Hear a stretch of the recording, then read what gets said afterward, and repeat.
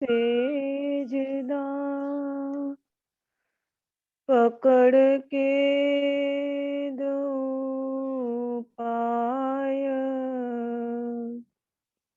हुकम करत है मासुक बीच आशिक के दिल आए।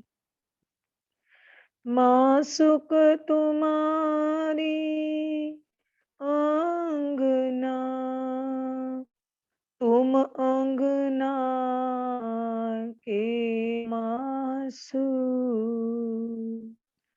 ये हुक्मे इल्मे दृढ़ किया हजूर क्यों ना हो टुक टुक हजूर क्यों ना हो टुक टुक।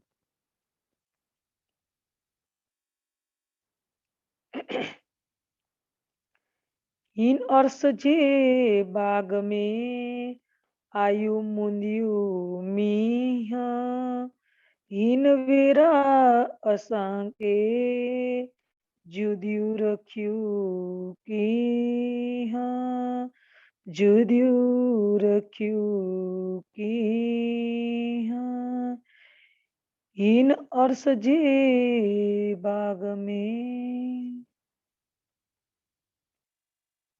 कर्णधार आत्म संबंधी धाम धनी के लाडले एवं प्यारे सुंदर साथ जी, तुम्हारे श्री चरणों में मेरा कोटि कोटि दंडवत प्रणाम। अक्षरातीत धाम धनी महामती के धाम दिल में विराजमान होकर सिंधी की वाणी से हम सब सुंदर साथ को इस दूसरे नंबर के प्रकरण लीला रूप में जो परमधाम की लीला हम अनादिकाल से करते रहे और अभी भी चल रही है और अनादिकाल बाद भी ये लीला चलती रहेगी।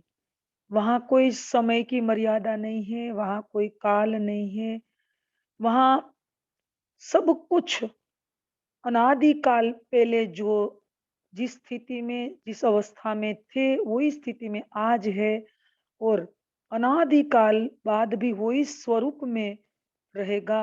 वहां कोई प्रकृति की लीला ही नहीं है। तो प्रकृति होती तो पांच तत्वों के अधीन सब तत्वों को या सब लीलाओं को या समय या परिस्थिति के अनुकूल चलना पड़ता, व्यवहार करना पड़ता।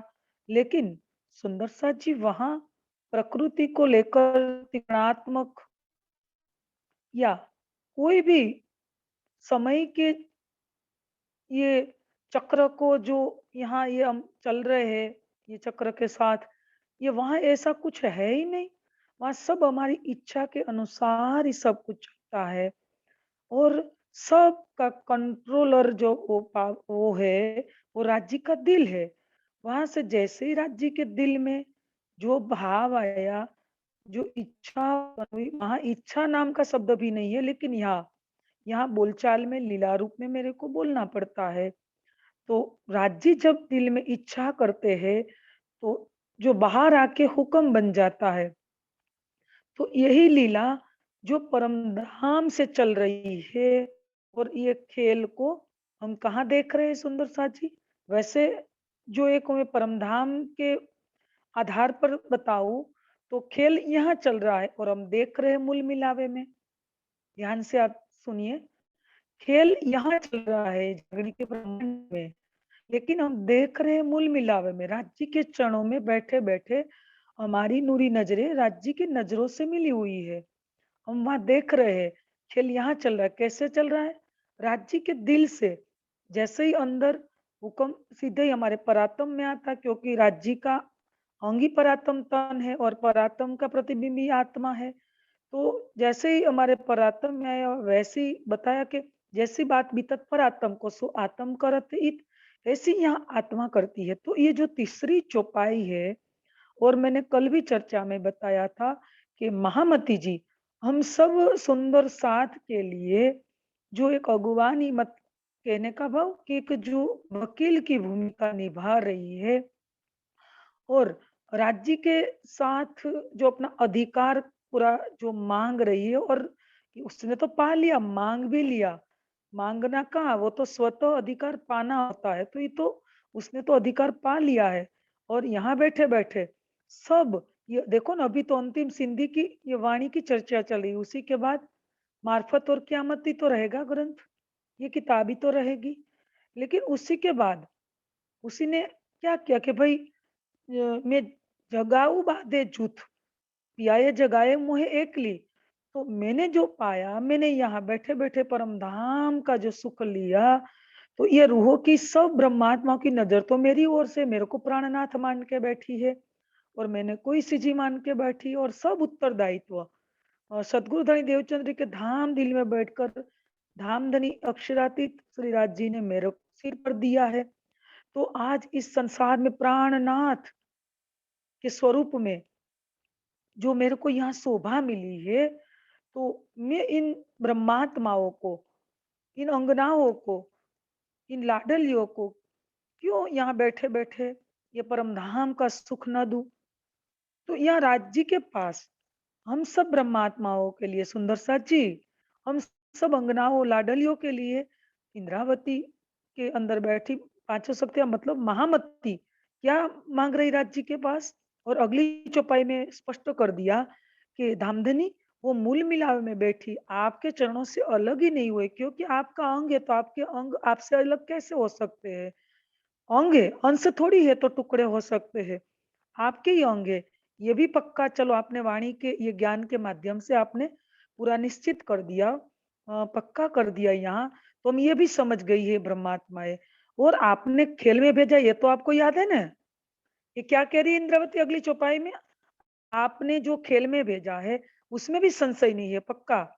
ये भी आपको भी याद तो है कि भाई तुमने खेल में भेजा, याद रहने का ऐसा कुछ नहीं है। सुंदर सा जी राज जी को क्या नहीं याद रहता, राज जी को तो सब चीजें मालूम है। मैं कहने का भाव कि महामती जी हमारे लिए राज्य के पास जो मांग रही है कि यहाँ बैठे बैठे धनी हम अनादि काल से जो सुख ले रहे थे, क्या सुख, ये सुख जो परम धाम के 25 पक्षी लीला रूप शोभा सौंदर्य यावत सामग्री, हम एक एक लीला में क्या क्या सुख ले रहे थे, ये सुख आप यहाँ बैठे बैठे इन ब्रह्मात्माओं को ये प्रेम और आनंद का सुख आप दीजिए।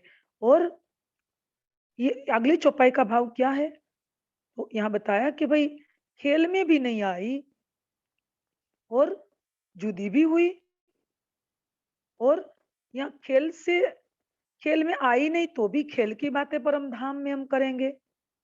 ऐसी कैसी आश्चर्यजनक घटना घटित हुई कि खेल में आए बिना हम खेल की बातें परम धाम में करेंगे जग कर, मूल तन में जब जगेगी तब।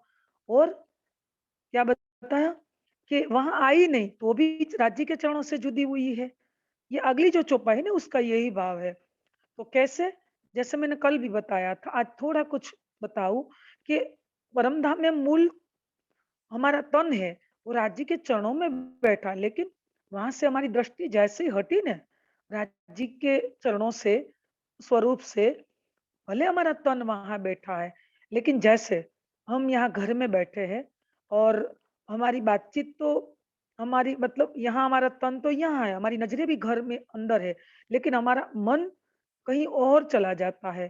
तो क्या घर में हमारी नजरों के सामने रही हुई कोई भी चीज है, कोई भी वस्तु है, क्या हमारे दिमाग में आएगी, हम इस पर चिंतन या स्वाध्याय या मनन या कुछ भी जो बातों की आप ले करनी हो कर सकेंगे, नहीं। क्यों, हमारा अंदर का जो मन है, विचार की जो शक्ति वो कहाँ चली गई, मन की एक तो दूसरी स्थान पर दूसरी जगह पे चली गई, हम नहीं कर पाते। ऐसे वहां से हमारी दृष्टि हटी जैसे ही, तो यहाँ हम खेल को देखने लगी, और खेल में हमने ये शरीर को मान लिया, ये शरीर से बंधे हुए संबंधों को मान लिया, इतनी बड़ी माया रच ली कि जो अनादिकाल से हमारे साथ जो घटित हो रहा था और अभी भी घटित हो रहा है, क्योंकि वहाँ पल भी नहीं हुई है और हमने व्रज, रास, जागनी रास, जागनी और जागनी रास को दिख रहे हैं, अंतिम ये चल रहा है। तो ये तब तक की लीला, वहाँ पल नहीं हुई, वहाँ हम जब मूल तन में जगेंगे ना सुंदर साथ जी, तब ये बल्ले शब्द वहाँ अभी गूंज रहा है। इसलिए तो राज जी ने खिलवत में बोला, जब मैं आऊंगा तुम्हें याद, तब ही बैठोगे जाग। कैसे? हमारा मूल तन, पर आत्म तन राज्य के चरणों में बैठा है। तो जैसे ही हमारी दृष्टि तो खुली है, लेकिन हमारा विचार कहाँ आ गया? इस मायावी संसार में। तो जैसे मान लो मैं एक वाणी की चौपाई को लेकर समझाऊं कि आत्म रोग कासो कहिए, जो पीठ दई पर आत्म, किरंदन ग्रंथ के 17 नंबर के प्रकरण में आत्म रोग बुरो लागे, उसी की दूसरी तीसरी चौपाई है। उसी में बताया कि आत्म रोग कासो कहिए, जो पीठ दई पर आत्म। कैसे? कि जैसे हमने पीठ अभी परात्म को देखे, मतलब परम धाम को देखे, और हमारी दृष्टि संसार में है। बस करना इतना है सुंदर साथ जी, कि बस दृष्टि हमारी, काम जितना भी हम करें, कितने भी कार्य में हम जुड़े रहे, लेकिन हमारी दृष्टि अंदर से कहाँ बनी रहनी चाहिए। मैं एक बात कल मेरे से छूट गई थी, इसी चौपाई के आधार पर ही बता दूं, इसी वर्णन के अंदर ही शामिल कर दूं कि मान लो हम ब्रज में थे। कल मैंने थोड़ी बात बताई थी, लेकिन आज थोड़ा ज्यादा स्पष्टीकरण करूं कि कल जो बताया था कि हम ब्रज में थे, भले नींद का रहा, स्वप्न कह रहा, लेकिन ब्रज के अंदर हमारा एक निष्ठ प्रेम था अंदर का। हमारी निष्ठा में कभी भी कमी नहीं आई थी। भले हम जाहिर में कन्हैया को कई ताने मारते थे, कैसे बोलते थे, और नीलज है, धुतारे है, छलिए है, और जब 11 साल पूरे हुए तो हमने ये भी बोला कि तुम कामी है, परपुरुष है, कितने भी बहुत शब्द का हमने ऐसे उच्चारण किया। लेकिन अंदर एक निष्ठ प्रेम था ना, इसके बिना हम रह ही नहीं पाती थी। तो देखो, प्रेम अंदर एकदम गाढ़ बन गया था ना, हमारा ईमान अंदर से परिपक्व था एक राज्य पर, जो कृष्ण के तन में जो शक्ति लीला कर रही थी राज्य की आवेश शक्ति, उसी पर हमारा प्रेम प्रेम केंद्रित था पूर्ण रूप से।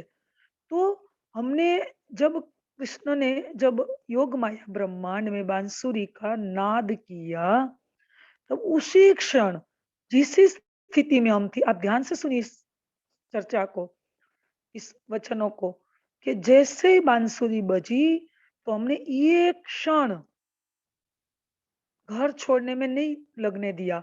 जिस स्थिति में हम थी, उसी क्षण हम, चाहे गाय को दोहन कर रही थी, दूध निकाल रही थी, या बच्चे को स्तनपान करवा रही थी, या पति को लोटे से नाम के जल से नहला रही थी, या ससुर को खाना खिला रही थी, तो थाली को अड़फेटे देखे, मतलब जैसे ठोकर लगा के, जो भी स्थिति में हम थी, किसी का नहीं सुना, बच्चे की ओर नहीं देखा, बस बच्चे भी वहां गिर गए, गोनिये भी छूट गए, सब चीजें इसी स्थिति में छूट गई वहां, और हम इसी क्षण सीधी संसार में हमारा ये जो त्रिगुणात्मक शरीर था, पूर्णतया हमने छोड़ दिया, मतलब यहाँ तन छोड़ दिया, और संसार और शरीर से ऊपर उठकर कहाँ पहुंची हम?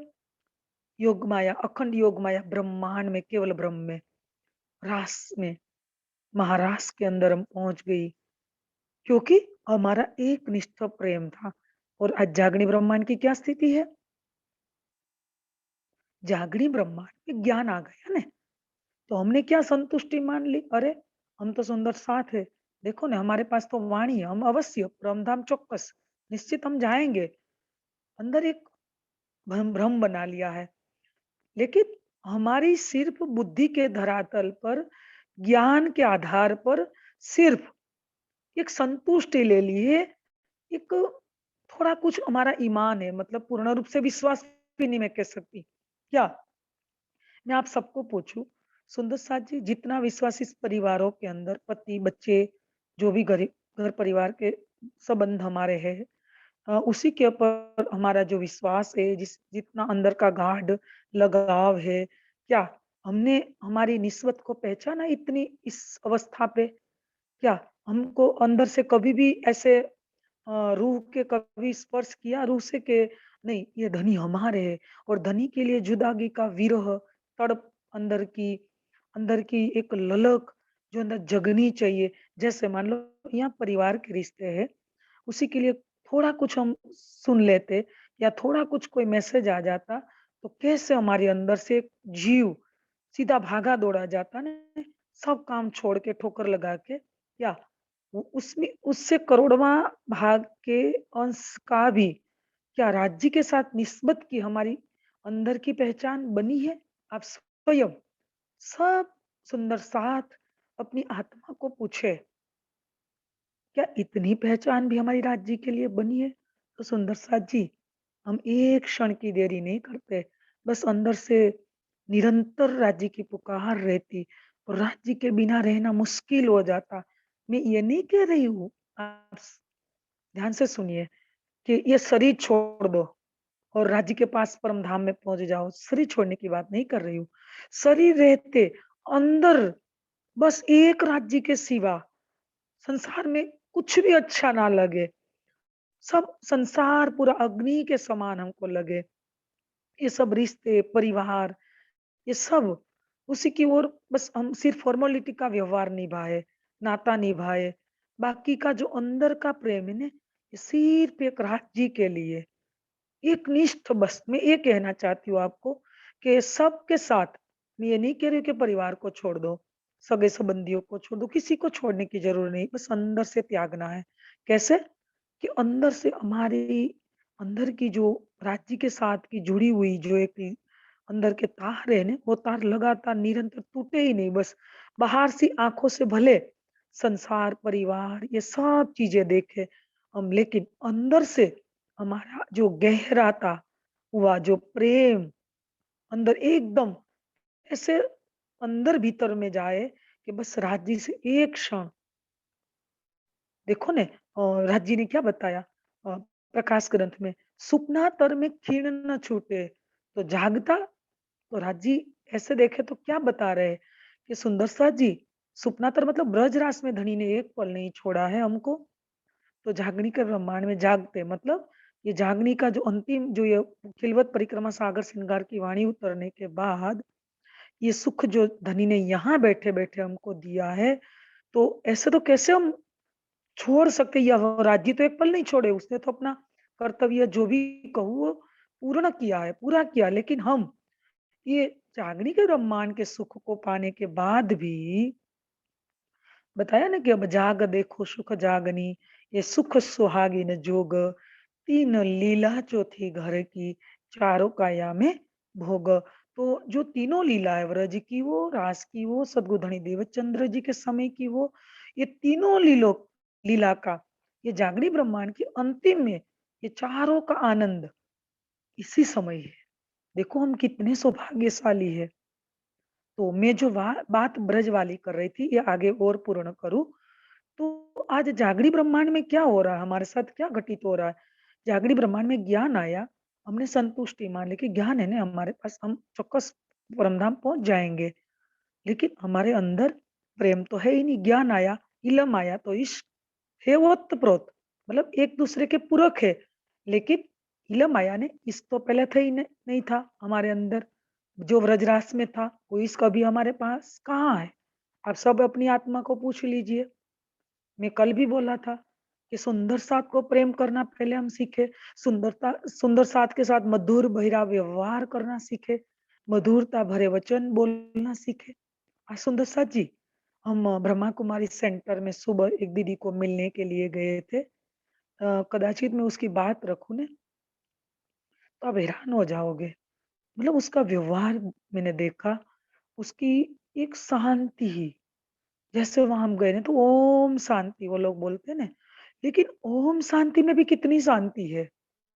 मैंने जो एक चीज़ नोट करी दीदी के अंदर या सेंटर की पूरा ये जो मैंने देखा ना व्यवस्थाएँ या जो भी एक-एक कक्ष में उसकी जो एक समझाने की जो शैली है या ढंग तरीका है या वहाँ जो-जो क्या-क्या पिक्चर्स रखे थे और जो अपने सिद्धांतों को लेकर वो चले उसको कैसे फ़ॉलो कर रहे हैं और वो उसी राह पर उस लोगों ने कैसा अनुसरण किया है वो कैसे प्रैक्टिकल चले भले आज 86 ईयर हुए मतलब वर्ष हुए हैं, लेकिन 86 ईयर में उन लोगों ने 140 मतलब 140 कंट्री में उसका प्रचार प्रसार और सेंटर बने हैं और 30,000 महिलाएं इन सब सेंटरों में जुड़ी हुई है और सबका मैनेज और जो व्यवस्था है वो सब बाबू से हो रही है और इतना नहीं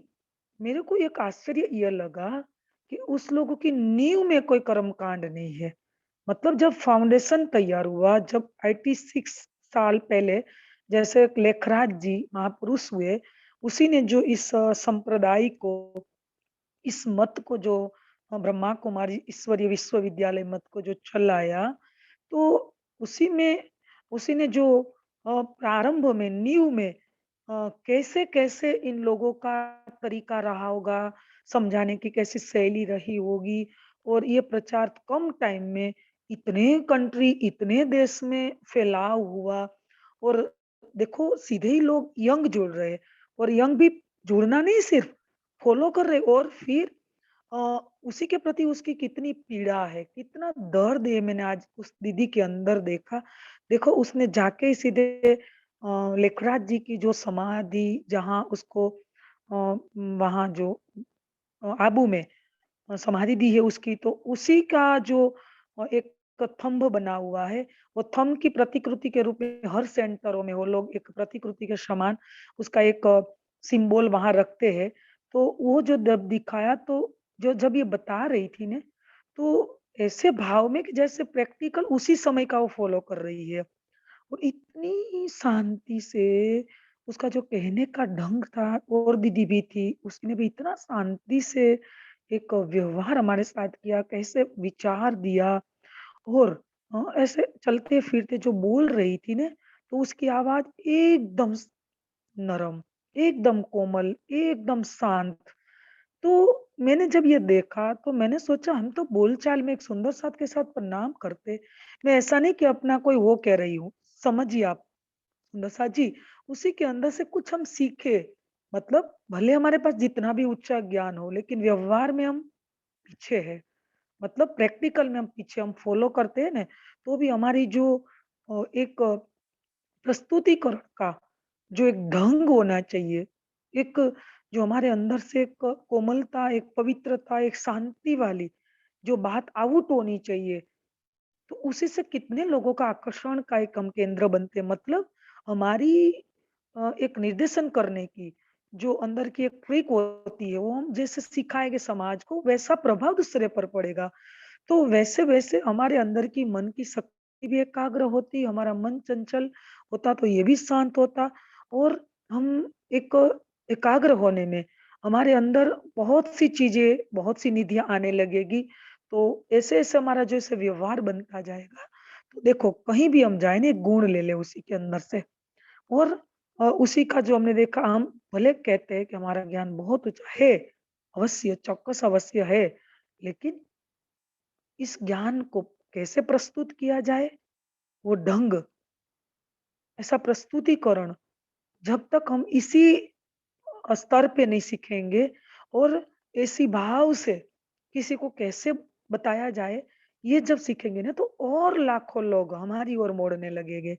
तो आज मैंने वहाँ से जो आज सुबह हम लगभग शायद 3 घंटे बैठे, ढाई 3 घंटे बैठे दीदी के साथ और उसने स्टाफ के साथ, तो बहुत सी चीज़ें समझने में आई और हमने एक चीज़ नोट की उसी के अंदर जो गहराई में कहूँ तो पवित्रता और वो जितनी भी बात रखी ना दीदी ने, तो बस बार-बार पवित्रता।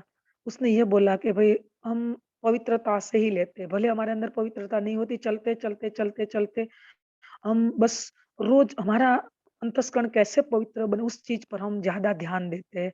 और एक बात और भी रखी उसने कि जब हम पूरा दिन सुबह से हमारी आँख खुली, जब से हमारी यात्रा इस दिन की शुरू हुई, तब से लेकर रात तक हमने किस-किस के साथ कैसा व्यवहार किया, हमारे मुख से हमने किसी को पीड़ा देने वाले वचन तो नहीं कहे ना और आज कितने घंटे हमारा संसार की ओर चले गए, कितने घंटे हमने परमात्मा शिव बाबा के चरणों में लगाया या अ, हमने कितने घंटे क्या-क्या किया और शाम जब हम सोते हैं ना तो आधे घंटे मेडिटेशन ध्यान करके सोते तो ध्यान क्या सुनिए सुंदर साथ जी, ध्यान मतलब पूरा सुबह से लेकर शाम तक का एक सरवैया निकालते हैं कि कैसे कि शाम तक का नोट करते हैं कि आज मेरा पूरा दिन कैसे बीता। क्या मैंने शिव बाबा परमपिता परमात्मा के चरणों में मेरा कितने घंटे बीते और कितने घंटे संसार की ओर चिंतन मनन स्व ओर डूबे, विकारों की ओर, अग्नि की ओर। तो शाम को जैसे कितने नेगेटिव जो काम थे, विचार थे, जो भी थे, तो उसी का शाम को नोट करते और दूसरे दिन सीधे ही प्रैक्टिकल में ले लेते कि भई कल तो वहाँ गलती हो गई, आज ये गलती नहीं होनी चाहिए। तो ये सीधे ही कल निकलने का हम तो क्या करते, मैं अपनी कहती हूँ, मैं आपका न्याय करने का मेरा अधिकार नहीं है सुंदर साथ जी। हाँ, आप सुन के अपना जीवन खुद बदलिए। मैं कहूँ तो हम सोचते कि कोई बात नहीं, हम धीरे-धीरे सुधार लाएँगे, हम ऐसे सोचते हैं ना, नहीं, कभी भी धीरे-धीरे नहीं होगा। बस इसी क्षण तत्काल निकाल दो कि कल मेरे से यहाँ गलती हुई थी क्या? रात को ही, जो रात को हम यही विचार लेके सोएँगे, नहीं कोई बात नहीं, मैंने तो इतना तो किया था उन लोगों को, क्या ज़्यादा कह दिया। लेकिन ये फिर अंदर अनकॉन्शियस माइंड में ये बात बैठ जाएगी ना, रात्रि को सपनों में आएगी, ठीक है? सपने में आई मतलब गंभीरता में वो बात चली गई, अंदर गहराई में चली गई है। वो फिर दूसरे दिन वैसा ही कर्म हम करेंगे, जैसे कर्म करेंगे, वैसा हमारे अंदर संस्कार बन जाएगा।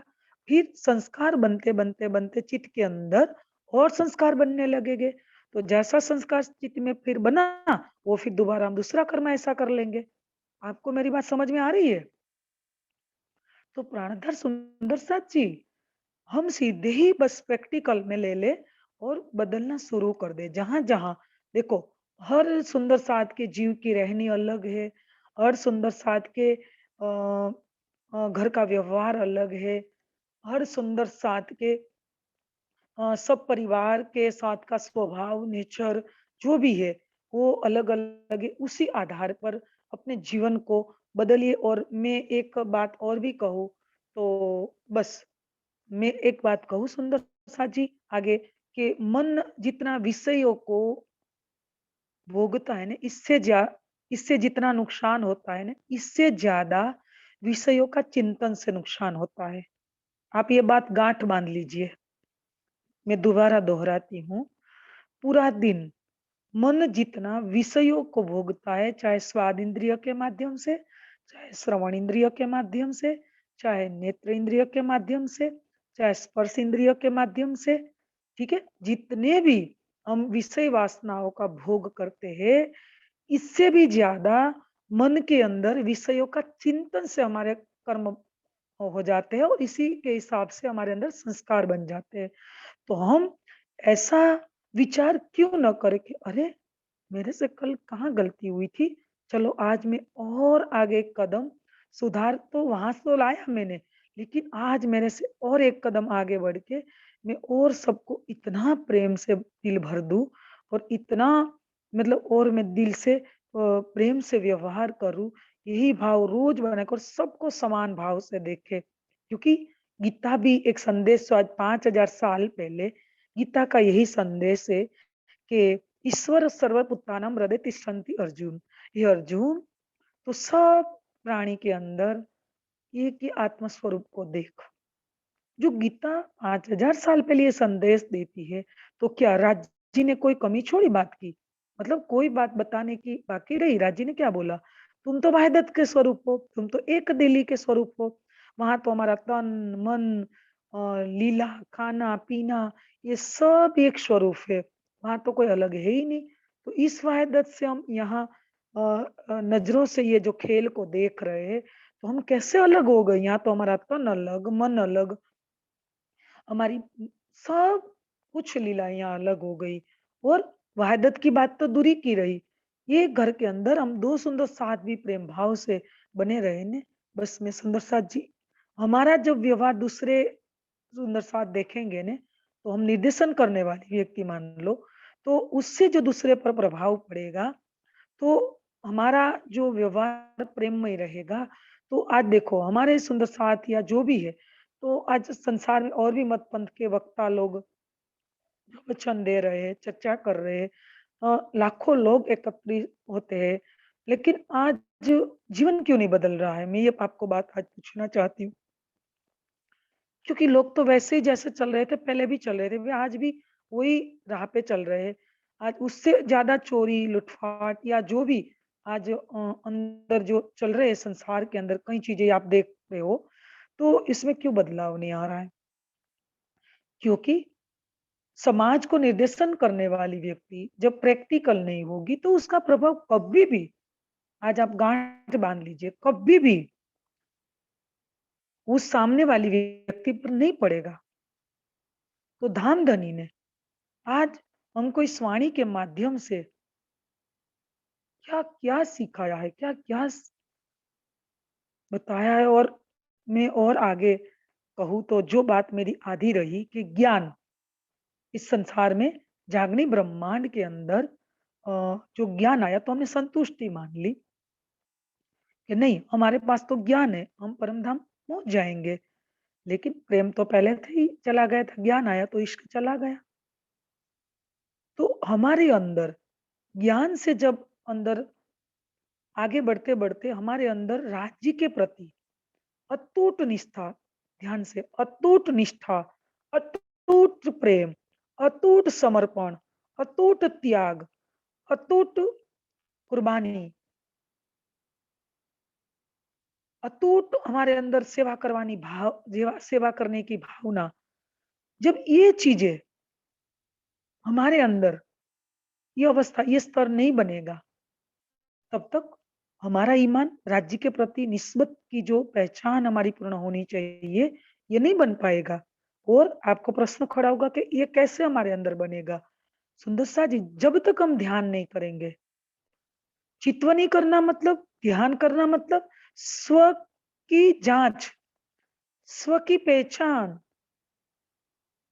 भीतर जाके हम कहाँ पर है, आज इतने सालों से हम चल रहे इस यात्रा पे, तो आज हम दूसरों की तो बहुत कुछ रहनी, आचरण, ये सब कुछ हमने देखा और दूसरों को समझाया, और सबको हम बोलते हैं कि तुम ऐसा है, ऐसे ऐसे है, लेकिन हाँ, हमने भीतर जाके अपने को देखा कि मैं कहाँ पर खड़ी हूँ, कहाँ पर पहुंची हूँ। तो चितवनी मतलब हमारी बाहरी भौतिक नेत्र बंद करके आत्मिक चक्षु से राज्य को देखना। तो जैसे हम भीतर की यात्रा की अंदर जम जाते जाएंगे, हम अंदर भीतर में उतरते जाएंगे, तो हमारा स्व का चिंतन शुरू हो जाएगा कि मैं कहाँ पर हूँ और मेरे को क्या करना था और मैं क्या कर रही हूँ और क्या किया अभी तक। तो हम अपने आप खुद बदलते जाएंगे कि नहीं, ये चीज मेरे लिए योग्य नहीं है और मैं क्या कर रही हूँ। तो ऐसे ऐसे जब ये सुख अंग में आवही, तब छूटे जाए विकार, हम बोलते हैं ना। तो ये अंदर से निकालना नहीं पड़ेगा। जैसे बोला ना कि अवगुण काढ़े गुण ग्रहे, हारे से हो ये जीत, साहेब सो सन्मुख सदा ब्रह्म सृष्टि की यही रीत। तो अवगुण काढ़े गुण गए, मैं मान लो कि आज मैं सोचूं कि मेरे अंदर बहुत से अवगुण हैं, फिर कल भी मैं बैठ गई मेरे अंदर बहुत से अवगुण हैं, परसों भी बैठ गई चिंतन में कि मेरे अंदर बहुत से अवगुण हैं। बोलने से कुछ नहीं होगा। अंदर से जैसे-जैसे हम सात्विक बनते, मतलब अंदर हम जब ये वचन, ये ब्रह्म ज्ञान की, ये राज्य की वाणी के वचन अंदर जाते जाएँगे, तो अंदर के जो अवगुण है, वो अपने आप स्वतः खुद निकलते जाएँगे। मान लो कि बोलते रहे प्रैक्टिकल में हम जब ये ज्ञान को आत्मसात नहीं करेंगे, तो अंदर से जो अ, हमारे अंदर कई जन्मों के विकार है, अवगुण है, ये कैसे निकलेंगे? फिर अंदर ज्ञान तो जा रहा है, आपको ये भी विचार आएगा कि ज्ञान तो हम रोज वाणी पढ़ रहे हैं, 1 घंटे, आधे घंटे, कई बार 2-2 बार बैठते हैं वाणी पढ़ने के लिए, लेकिन क्यों अभी जीवन में बदलाव नहीं आ रहा है? क्योंकि हमने इन चीजों को प्राणनाथ जी की वाणी की अंदर जो बताई हुई राह पर हम प्रैक्टिकल चलने का प्रयास ही नहीं कर रहे। तो सुंदर साथ जी, मैं एक बात और आगे रखूं तो मान लो कि कहने से कुछ नहीं होगा, ठीक है, और उसी में कोई धन की जरूरत नहीं पड़ेगी, कोई ऐसी मिल्कत या जो जायदाद उसी की कोई ज़रूरत नहीं पड़ेगी कि चलो भई जो रिच लोग धनी लोग हैं वो ये कर पाएँगे। उसी में तो जो हमारे अंदर बने हुए विकार है, जो अंदर के कई गंदे संस्कार है और अवगुण है, ये निकालने के लिए तो एक गरीब व्यक्ति भी कर सकता है। कैसे? मान लो कि मैं बताती हूँ कि मान लो कि कोई सुंदर सा धनी है, उसी के पास बहुत सी सुविधाएँ हैं, तो कोई सुविधा से थोड़ी राज्य पाया जा सकता है। बस राज्य की वाणी पर चलना है तो गरीब भी चल सकता है और धनी भी चल सकता है। तो उसी में प्रयास करने की ज़रूरत है। तो प्रयास तो आप कर सकते हो, चलो ये बात भी छोड़ो। चलो कल आप ऐसे सोचा कि भाई आज की तो शाम हो गई, मैं कल प्रयास करना शुरू कर दूँगी। लेकिन प्रयास का विचार तो आज आरंभ कर दीजिए, तब जाके कल प्रयास करना शुरू करेंगे आप। मैं क्या कह रही हूँ सुंदरसा जी, आपको समझ में आ रहा है? कि प्रयास करने का तो विचार आज आरंभ कर दीजिए। ये तो हर कोई कर सकता है, इसी में थोड़ी धन खर्चना पड़ता है कि भाई नहीं, आज मैंने दृढ़ संकल्प कर लिया कि धनी नहीं, कल मैं आपकी बताई हुई राह पर अवश्य चलना ही शुरू कर दूँगी। तो आप पक्का एक दिन ऐसा आएगा कि आप ईमान पर पक्के हो जाएँगे। तो हमारा विश्वास दृढ़ हो जाएगा, नींव पक्की हो जाएगी। इसलिए बोला ना विश्वास करिए दृढ़ से जे, आर्तम का फल ऐसे थे। तो यहाँ मैं जो आगे बताना चाहती थी क्या कि हमारे अंदर प्रेम तो पहले से नहीं था। जागनी ब्रह्मांड में आए तब से तो ज्ञान आ गया। तो ज्ञान आया तो इश्क हट गया। तो देखो प्रेम था नहीं और इश्क के अंदर हम खरे नहीं उतरे। तो फिर हुआ क्या? आज हम जब राज्य की कोई मतलब और संप्रदाय मत वाले हमारा कोई वाणी को लेकर खंडन करेंगे, राज्य को कोई उल्टा-सुल्टा बोलेंगे तो हम सहन नहीं कर पाएँगे क्योंकि ध्यान से सुना हमने ज्ञान के धरातल पर राज्य की वाणी को पहचाना है, बुद्धि के धरातल पर राज्य की वाणी को पहचाना है। तो हम राज्य के लिए कोई कटु वचन या कुछ भी बोलेंगे विरोध में तो हम सहन नहीं कर पाएँगे क्योंकि हमारी ज्ञान के धरातल पर पहचान हुई है ना। क्योंकि हम चितवनी नहीं करते, ध्यान नहीं करते। तो प्रेम की राह पर जो हमारा अटूट ईमान, अटूट विश्वास, अटूट समर्पण, अटूट त्याग अ, अटूट हमारे अंदर सेवा करने की भावना, ये नहीं बन पाई है। तो जैसे हमारे अंदर ये चितवनी के माध्यम से प्रेम की राह पर चलकर हमारे अंदर ये जब विरह पैदा होगा, एक तड़पन जगेगी, तब जाके हम उस धरातल पर पहुँचे। किस धरातल पर? जैसे राज्य बस सामने ही है, क्योंकि प्रेम के अंदर एक तड़पन जगी ने, एक अंदर की क्या को पीड़ा जगी कि बस राज्य आ जाइए, ऐसे हमारा अटूट ईमान बनने लगेगा अंदर से, अटूट विश्वास बनने लगेगा। तो सुंदर साची फिर राज्य को कोई कहेगा ने तो हम उसके सामने भी कुछ नहीं बोलेंगे, हम अंदर से शांत रहेंगे और उसको भी सामने से क्या इतना शांति से समझाएँगे कि भई आप बोल रहे हो ना आप नींद में हो, आप अज्ञानता में हो, इसलिए आपको ऐसा लग रहा है, आप सत्य को समझिए, सत्य क्या है वास्तव में? आप ऐसे जवाब देंगे। फिर जो आप बुद्धि के धरातल पर हो, ज्ञान तो आप बहुत टाइम से पढ़ रहे हो, लेकिन फ़र्क क्या रहा? क्योंकि आप चितवनी की राह पर नहीं चल रहे थे, आप प्रेम की राह पर नहीं चल रहे थे। इसलिए आपका अंदर का शांत नहीं हुआ था, स्थिर नहीं हुआ था। इसलिए आपके अंदर का जो विश्वास दृढ़ होना चाहिए, ये नहीं बना था। तो आप दूसरे को भी थोड़ा एक तेज आवाज़ में बोल देंगे, उग्रता में बोल देंगे और आपका भी अंदर का खराब हुआ जो बना था ये और तेज बन गया और आपके अंदर कोई लाभ भी नहीं मिला। तो फिर जागरण ब्रह्मांड में क्या हो रहा है? हमारी ऐसे-ऐसे चलते-चलते कई सुंदर साथ मेरे को मिलते हैं तो कई बार कहते हैं कि दीदी हम बहुत टाइम से वाणी पढ़ रहे हैं, बहुत टाइम से सेवा पूजा करे, कितने भाव से करते हैं कितनी चर्चाएँ हम सुनते हैं, लेकिन हमारा मन क्यों भटकता रहता है? मन क्यों इतना चंचल है?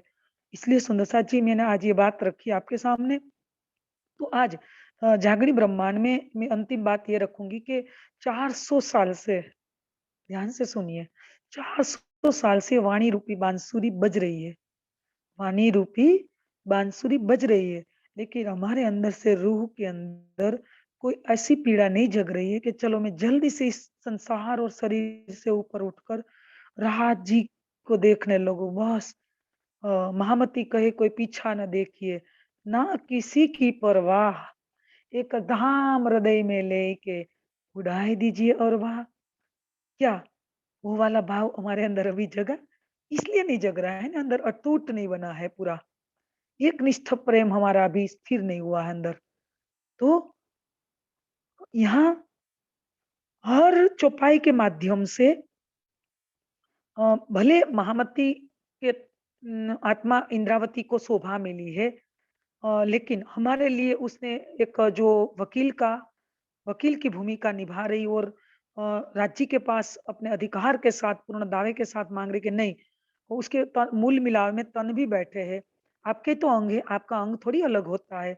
लेकिन फिर आपने जो खेल दिखाया है ना, तो इसमें भी संशय नहीं, तो राज्य आप सोचिए ना इस विचार पे, इस अ, वाणी पे, मतलब कि खेल दिखाई, इस खेल में ऐसे बुलावे में आपने डाल दिया है इस अंगनाओं को, इस ब्रह्मात्माओं को, तो बेचारी कैसे आपको देख पाए। देखो, परम धाम में अनादि काल से जो लीला हो रही है, क्योंकि लीला हमेशा वर्तमान में ही होती है। सुंदरसा जी, शोभा सौंदर्य का वर्णन करना होता है ना, वर्तमान में ही होता। तो यहाँ इंद्रावती जी वहां तो पल भी नहीं बीतती है, तो यहाँ महामती क्या कह रही है ये चौपाई में कि हीन अर्स जे बाग में आयु मुंदियु मी। इसलिए मैंने इतनी बातों को आगे रख के फिर यहाँ चौपाई को जोड़ रही हूँ कि यहाँ महामती जी हमारी ओर से राज्य को क्या कह रही है। इस चौपाई का भाव समझिए।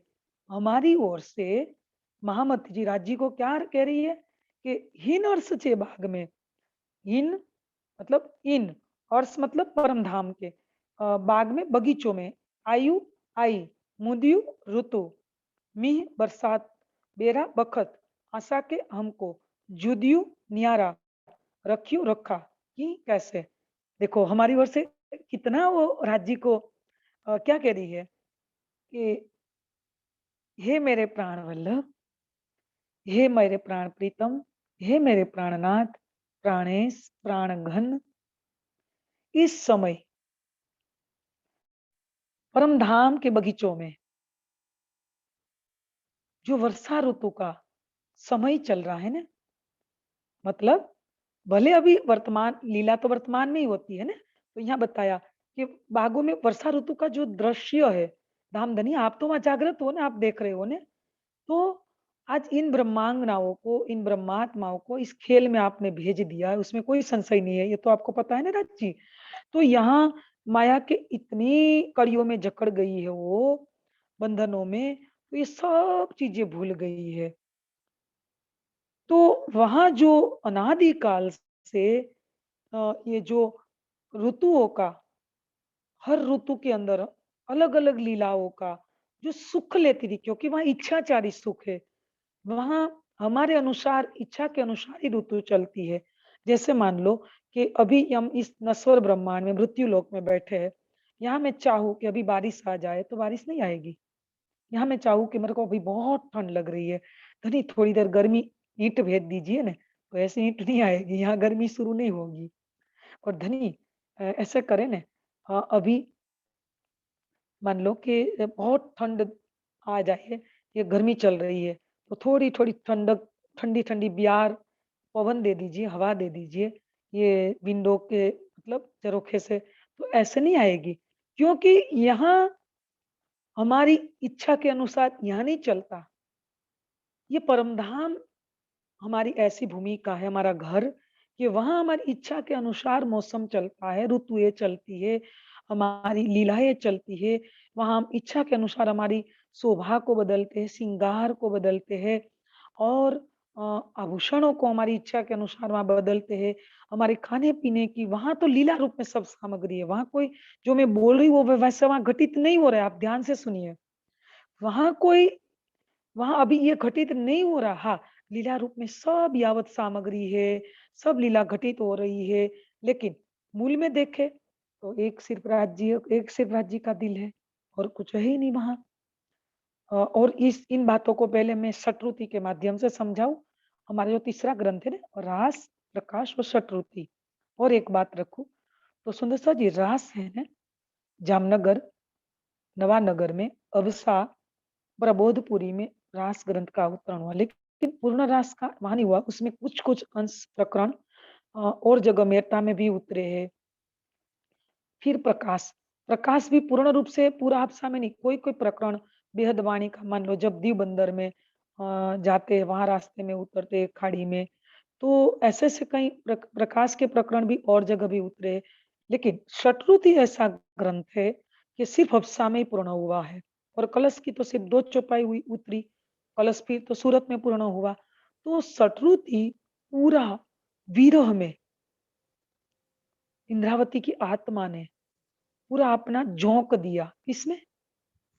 विरह की अग्नि में, जो हम प्रकाश ग्रंथ के माध्यम से बोलते हैं ना, मैं तो अपना दे रही पर तुम ही राख्यो जीव बल दे आप खड़ी करी कछु कारज अपने पियो सनमंद हे मूल को मैं तो पाँव पल छोड़ियो न जाए सनमंद हे मूल को मैं तो पाँव पल छोड़ियो न जाए जैसे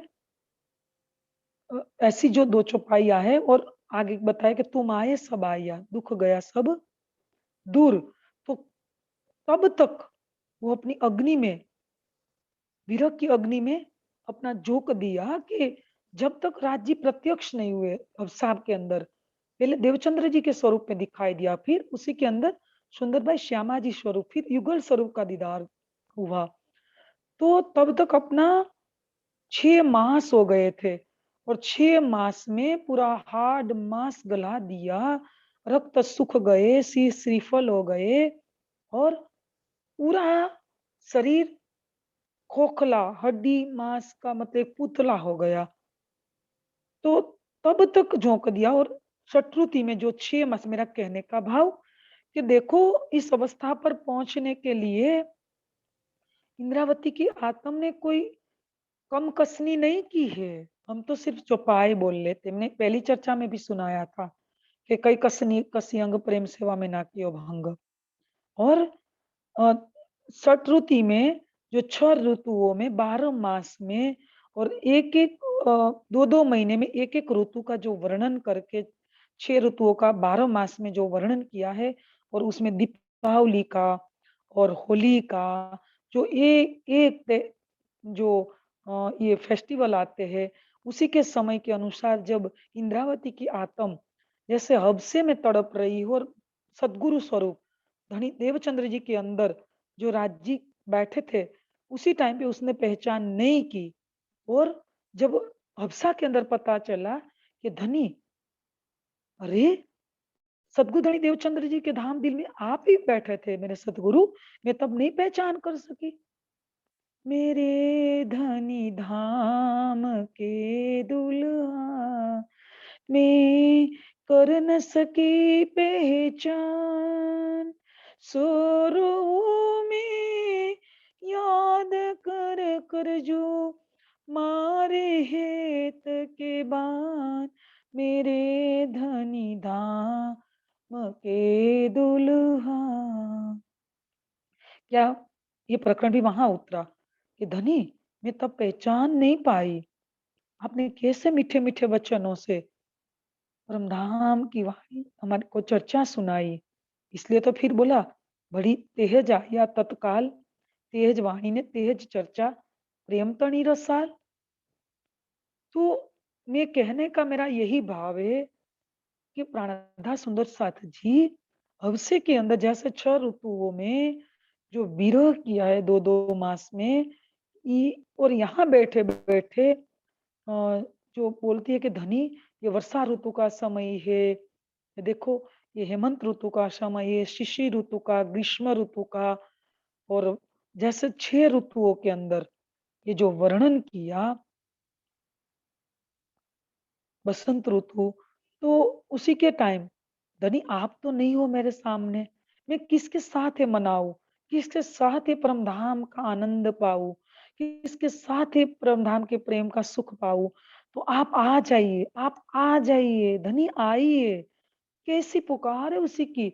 यही पुकार इंद्रावती के धाम दिल में अभी गूंज रही है। ध्यान से सुनिए और मैं आगे यहाँ जोड़ रही हूँ कि यही पुकार इंद्रावती के जैसे मान लो कि केसरबाई का झगड़ा, जैसे रास में अ, उस इंद्रावती और केसरबाई का झगड़ा हुआ ना प्रेम का, तो यही झगड़े का प्रकरण सिंधी में भी रखा है। उसी तरह यहाँ भी इंद्रावती के अंदर यही बात गूंज रही है, पुकार गूंज रही है। तो वही बात को लेकर जैसे तभी पुकार की थी, यही पुकार यहाँ हम सब ब्रह्मात्मा हो गए। तभी पुकार अपनी आत्मा के लिए थी। सिर्फ ध्यान से सुनिए, तब पुकार अपनी आत्मा के लिए, धनी आ जाइए। 6 ऋतु में मैं आपके बिना 1 साल कैसे रह पाऊँगी? देखो कोई मिलने के लिए नहीं जा रहा है प्रबोधपुरी में और एक अधिक मास जेठ आया। 13 मास तक इंद्रावती की आत्मा कैसे तड़पी होगी? कभी भी हमने इसी विषय पे कभी सोचा है क्या? कभी चिंतन किया है? ये वाणी आई ना हमारे सामने, सुंदर साथ जी, बस सरलता से मिली है ना, इसकी मूल्य हम नहीं समझ पाते। इंद्रावती को पूछो, सुंदरबाई को पूछो, शाकुंतल को पूछो। ठीक है, शाकुंतल को तो चलो तैयार, लेकिन जिसने कुर्बानी की उस रूहों को पूछो, त्याग किया, समर्पण किया पूर्ण रूप से। और यहाँ जो ये परम धाम के अंदर की जो एक आवाज गूंज रही है और हम सब ब्रह्मात्मा हो गए, तभी अपनी आत्मा के लिए पुकार की थी कि आ जाओ धनी, आ जाओ, तुम मेरे प्राण वल्लभ हो, मेरे प्राणेश हो। और आज ब्रह्मात्माओं के लिए कह रहे कि धनी परम धाम में देखो वर्षा ऋतु का समय चल रहा है, लेकिन तुमने तो इस संसार में, इस कीचड़ रूपी माया में आटी आन के फांसी लगाई, वो भी उल्टी दे उल्टाई। देखो कोई व्यक्ति होता है इसी गले में एक बार फांसी लगा दे रस्सी से, कोई डोरी से, और फिर उसी को उल्टा टांग दे, तो उसी की स्थिति क्या होगी? ध्यान से सुनिए आप। कोई व्यक्ति होती है उसी के अंदर गले में फांसी लगा दे रस्सी से, डोरी से, फिर उसको उल्टा टांग दे और रस्सी ऊपर बांध दे, तो उसी की हाल और क्या होगा? अंदर से आह निकल जाएगी ना, टीस निकल जाएगी ना, कि बस अभी श्वास निकल जाए। सुंदर सा जी, इतना कठोर, मतलब इतना कठिन ये संसार है, इतना गंभीर, इतना दुख रूप, इतना दावानल अग्नि जैसा।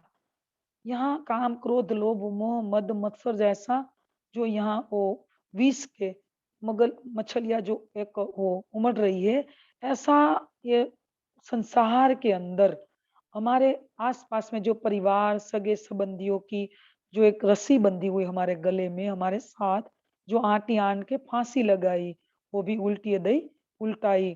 तो जो फांसी लगी है, वो भी उल्टी दई उल्टाई, मतलब वो भी उल्टी, सीधी नहीं। चलो हमने आंटी तो लगाई लेकिन सीधे खड़े होते तो इतना तो नहीं प्रेशर आता, भी उल्टी तो देखो सीधी गाँठ लग जाती ना, एकदम ठोस, तो व्यक्ति बच सकेगा नहीं। तो देखो इसी उल्टी गाँठ मार रख के गाँठ मार दी है पूरी एकदम कठोर, तो हम कैसे बच रहे इस संसार में, तो भी हम जी रहे। लेकिन हमारे अंदर से वो टिस नहीं निकले कि बस धनी तेरी पुकार निकल जाए, मैं तेरे लिए जी रही, मैं तेरे लिए इस संसार में आई हूँ। मेरे अंदर बस तेरा ही चिंतन बना रहे, तेरा ही अंदर से भाव बना रहे, निरंतर राज्य तू मेरे अंदर रहे और कोई संसार ही ना बसे। तो यहाँ क्या बताया कि धनी वर्षा ऋतु का समय जो चल रहा है, उसी समय तुमने ऐसे संसार में इन वंदनाओं को, इन ब्रह्मात्माओं को रखा है और वहाँ परम धाम में जो रंग महल के चारों ओर मध्य में जो हमारा रंग महल सेंटर में है, ये पहला पक्ष है और चारों ओर जो 25 पक्ष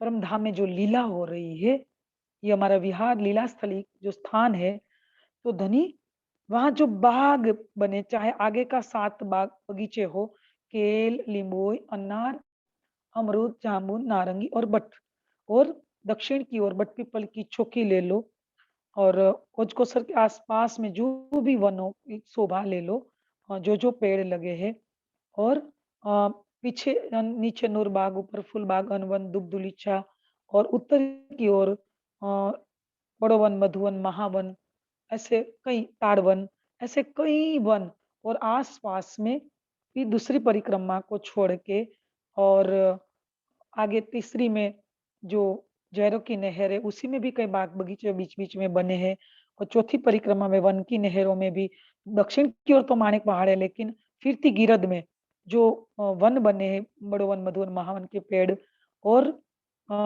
5वीं परिक्रमा में वन की नहरों में भी बड़ोवन, मधुवन, महावन के जो पेड़ के बगीचे बने हैं और छठी परिक्रमा में 4 हवेलियों के बीच-बीच जो बगीचे बने हैं और 8 सागर आठजी में 7वीं परिक्रमा में भी कई बगीचे बने हैं हमारे म बड़ी-बड़ी महाहवेलियाँ तक और जो 80 महाहवेलियाँ है उसी में, बीच-बीच में। तो ये बगीचों में और देखो यहाँ तो परमधाम के रंग-महल के आस-पास के जो वनों है, लेकिन मैं संपूर्ण शोभा को बताया यहाँ, तो उसी में आज बागों में जो वर्षा ऋतु का दृश्य है तो धनी कितने रंगों की रंग-बिरंगी वर्षा हो रही है और हम जब वहाँ इस लीला में थी, अभी एक पास्ट इसलिए बता रहे हैं भूतकाल, क्योंकि अब एक क्षण के लिए हम इस संसार को देख रही वहाँ एक क्षण में ही जग जाएगी। लेकिन इतनी देर के लिए तो हम इस खेल को बहुत बड़े रूप में मान लिया है ना? तो यहाँ ये बताया कि वर्षा ऋतु का दृश्य जो है, ऐसे मनोहर दृश्य, इसे मनोहर सुंदर समय में हम आपसे कैसे आपने इन ब्रह्मात्माओं को कैसे अलग कर भले इन महामती ने अपने पर लिया है, लेकिन हमारे लिए अभी वो बोल रही है ना, क्योंकि उसी तन से महामती के दाम दिल से तो ये सिंधी ग्रंथ उतर गया और आगे मार्फत क़यामत तक की वाणी उतर गई है। हमारे लिए क्या है कि भाई इतने सुंदर मनोहर समय में आपने इन ब्रह्मात्माओं को कैसे आपको कैसे सुहाता है? आप उससे अलग हो, आप हमारे बिना कैसे लीला कर रहे हो? कभी भी राजा अकेले रानियों के बिना राजमहल में रह सकता है क्या? राजमहल एक भूत के समान मतलब ऐसा वीरान लगता है, उजाड़ लगता है, तो धनी हम सब ब्रह्मात्माओं के बिना आपको वहाँ लीला करना क्या अ, अच्छा लगता है क्या? मतलब भावता है आपको क्या? नहीं, यहाँ महामती जी इंद्रावती कह रही है कि धनी इसी समय बस आप जल्दी से बुला लीजिए, मतलब चितवनी के माध्यम से धनी बस यहाँ ये सब रूहे बस ध्यान चितवनी में बैठे और ध्यान चितवनी में 25 पक्ष का चिंतन करे, उसी में डूबे, एक-एक लीला में डूबे और यहाँ बैठे-बैठे वो जुदागी महसूस ना हो कि हम परम धाम में बैठे थे, वहाँ लीला कर रहे थे। लेकिन यहाँ बैठे इत ही बैठे घर जाति धाम।